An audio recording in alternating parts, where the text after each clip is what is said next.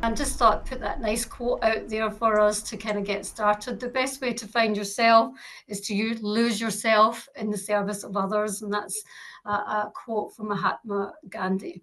Just a recap then on the belonging continuum. We looked at this in the first session and really kind of getting us to think about what journey we are on with how we are thinking about marginalised and excluded groups in the work that we do. Those groups don't exist. Those communities and individuals are not within our space.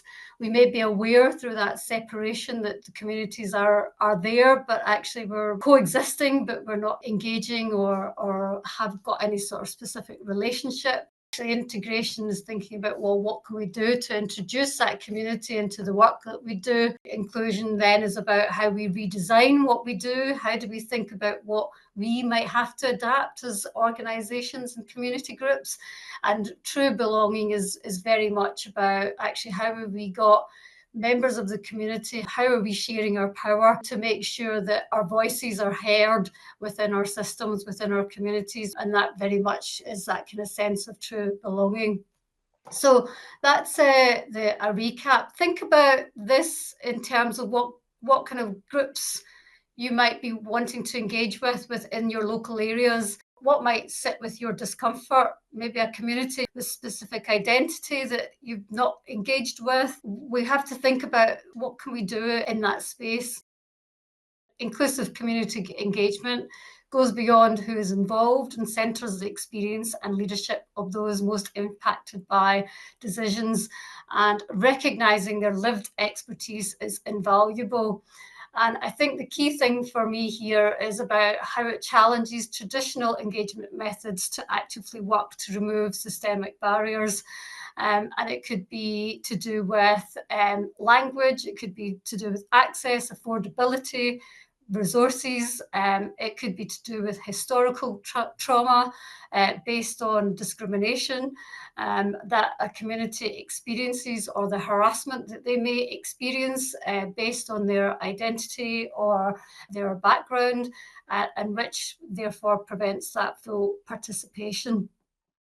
Having that open mindset and being prepared to recognise that somebody else's lived experience is going to be very different to your own. And sometimes when we have privilege, we take our privilege for granted, so we don't actually know what that privilege looks like sometimes. And so it is being prepared to listen and understand, but also coming from that place of privilege and knowing how that means that you might perceive others, how you might live your life compared to others, and acknowledging and addressing that power imbalance that exists. Social media, fake news, preconceived ideas. I mean, bias is everywhere. It's in our systems.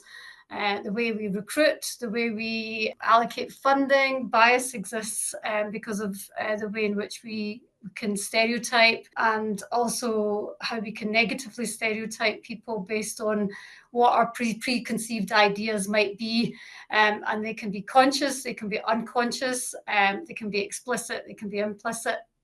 So it is about understanding where might my bias lie.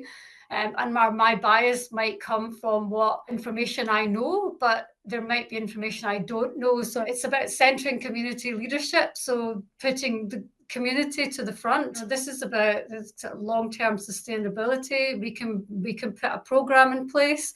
And wonderful, we've given people that chance to participate, but actually how have we empowered that community? How have we looked at this in terms of giving people a voice, sharing that power to enable them to then be involved in our decision making, to be active individuals within society, practicing active listening, embracing flexibility and adaptability, understanding and educating and continuing to educate and challenge ourselves on this. I think the last point to make is also, what's performative, what versus what's authentic in how you engage with communities. Is it a tick box? Let's kind of have a conversation about that.